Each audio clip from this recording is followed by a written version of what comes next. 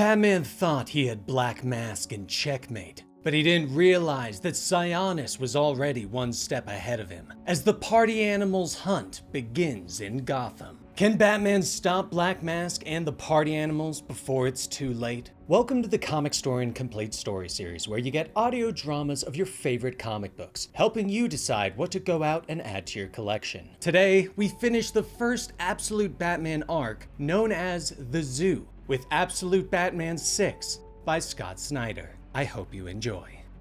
Gotham City is burning. Roman Sionis has scattered crates of weapons and masks around the city, encouraging citizens to join his party animals and take up arms and commit crimes, with the promise of fighting the system and earning a lot of money. Waylon Jones watches the news from his gym, a bat in hand as he prepares to defend what he has built of himself.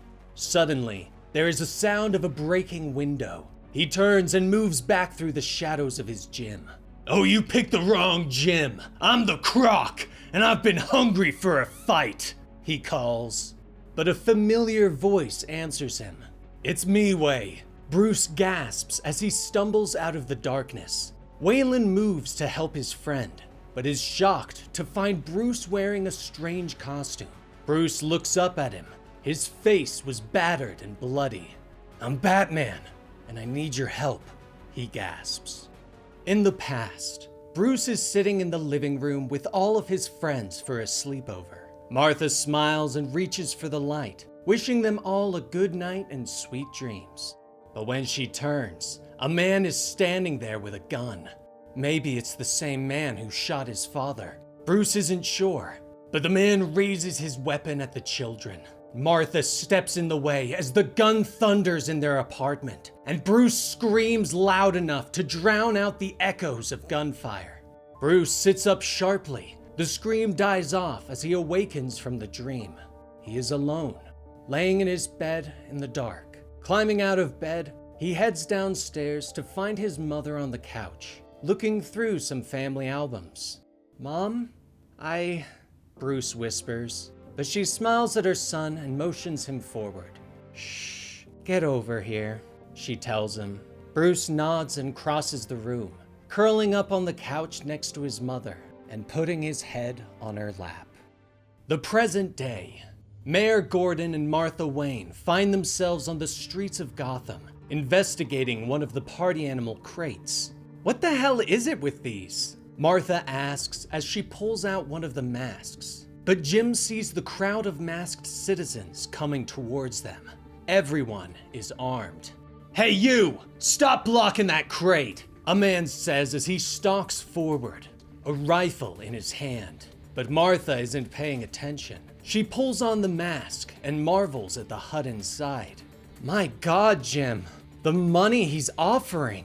she whispers as the list of crime payouts begin to scroll across the HUD. Jim nods and draws his old pistol, aiming it at the approaching man and shouting for him to stop. But Martha's eyes widen as the HUD scans Gordon and announces that there is a $1 million bounty on the mayor. "Mar, you need to get out of here, now!" Jim snaps at her. But she shakes her head, explaining that he's a party animal target. "So no, I'm not going anywhere. We need to stop this," she tells him as she pulls off the mask.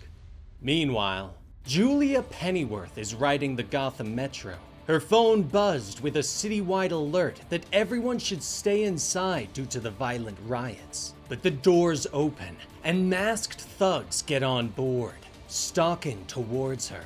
Julia's eyes widen in fear as she reaches to call the police. But suddenly, someone grabs her from the shadows. Meanwhile, Oswald is flying his plane over the harbor. He glances back at his costumed friend, still angry about his secret.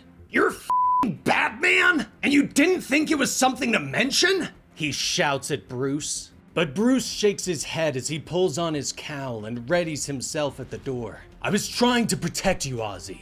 All of you," he says. He points down at his target below in the bay, not having the time to argue with his friend, reminding him that he needs to get on Sionis' yacht and shut down the servers that send messages to the party animal masks. Ozzy looks back in shock as Bruce prepares to jump. "Bruce, you do this and you're on your own. I barely have enough fuel to get back to Gotham. I can't stick around to save you," Oswald shouts at him. Bruce nods once and looks back at his friend. "I'm not asking you to, or anyone else," he says before leaping out into the night air. The cape catches the wind, slowing his descent as he steers towards the yacht.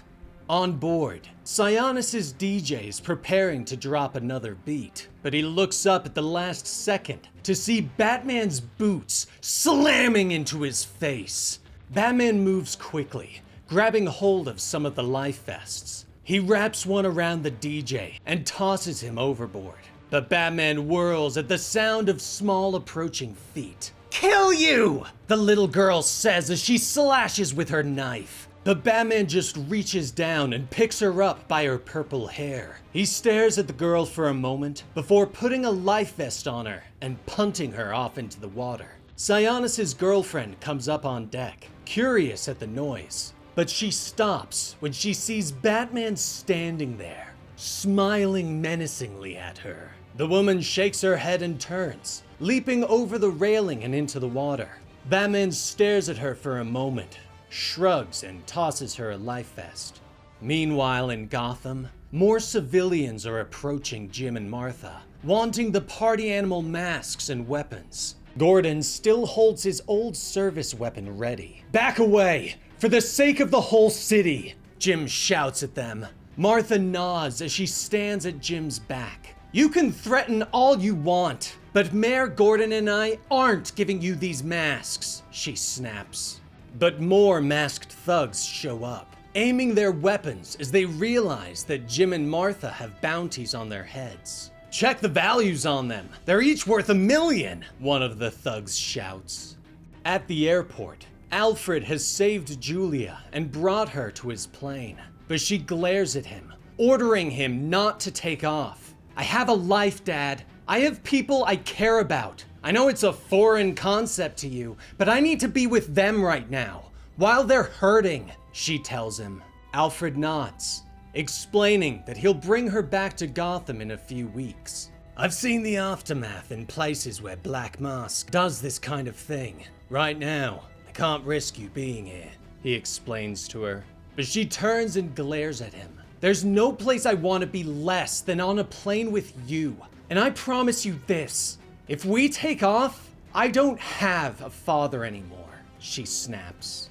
Alfred closes his eyes, sighing deeply.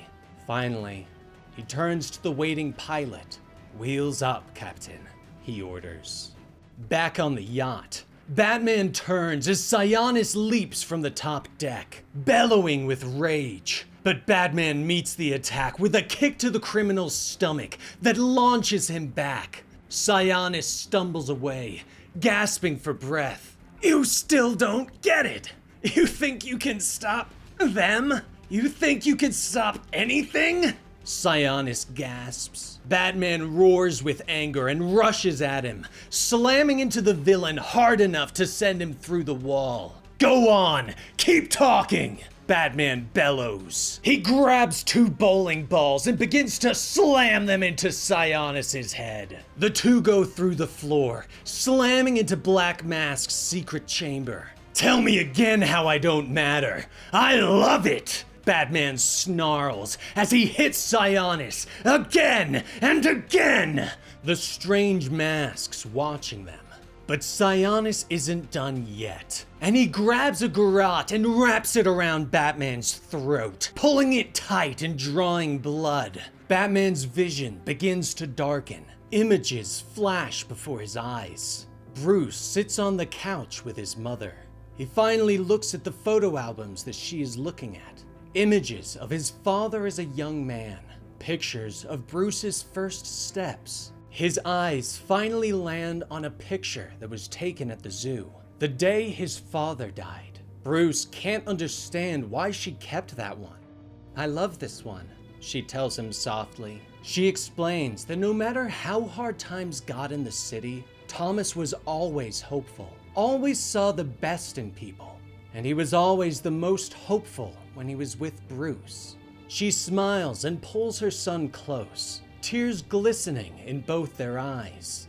Batman grits his teeth. His gaze shifts down at Sionis. The bat ears on his cowl suddenly shift forward, and Batman brings his head down to stab them through Sionis' mask. The villain lets out a scream of pain as he rolls around in agony. Batman stands, unwrapping the garrote and throwing it away. He reaches down, wrapping a life vest around Sionis' throat. "You lunatic! You'll lose everything! Everyone you love! I promise you, you have no idea what you've started!" Sionis gasps, but Batman says nothing and tosses him over the side. Finally alone, he moves through the yacht, finding the server room quickly. He draws a belt of grenades and pulls the pin, tossing the belt into the room and moving away. The explosion rips apart the yacht,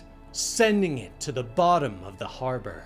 Back in the city, the thugs are preparing themselves to kill the mayor. "I saw your faces before you put those masks on. You shoot him, and after all this is over, I will make sure you pay for it," Martha yells at them. But the thugs raise their weapons. "You're better than this! You hear me? We are better than this!" she continues. The thug shakes his head and takes the safety off his weapon. "I'm sorry, Mrs. Wayne," he says softly as he takes aim. But suddenly, the system goes down and the HUD goes blank. The thugs stop and pull off their masks, looking at them with curiosity. "It's dead. Does that mean there's no money?" one of them asks. The entire city has suddenly gone quiet. The violence ended almost immediately. Martha steps forward and punches the man who almost killed her, knocking him to the ground before turning back and hugging Jim. Meanwhile, Batman is sinking to the bottom of Gotham Harbor, but someone pulls him out of the water and onto a sub. Alfred grunts as he drags the younger man's large body. Kid. If I'm sticking around, so are you," he says softly as he lays Batman down and reaches for his medkit. "Now, let's get you patched up." Somewhere else, in an unknown location, a pale man is sitting in a large white room, strange red bodies draped over him. Another man comes into the chamber. "Sir, Sionis is reporting. It seems there's been a small snag in Gotham City," he reports. The pale man nods and begins to move. The strange, bloody bodies seem to give him vitality as he stands, his skin becoming a normal shade once more. "It's time," he says softly. "Get Bane." And that is the conclusion to the first arc of Absolute Batman. I thought this story was fantastic and a great take on Batman in the Absolute Universe. My personal favorite moment being Batman punching the kid off the yacht. But I'd love to hear what your favorite moment was from this story in the comments below. And let me know your thoughts on Absolute Batman as a whole. As always, like and subscribe as it truly helps the channel out a lot. I'm Dan with Comicstorian, and we will see you next time. Rest in peace, Benny.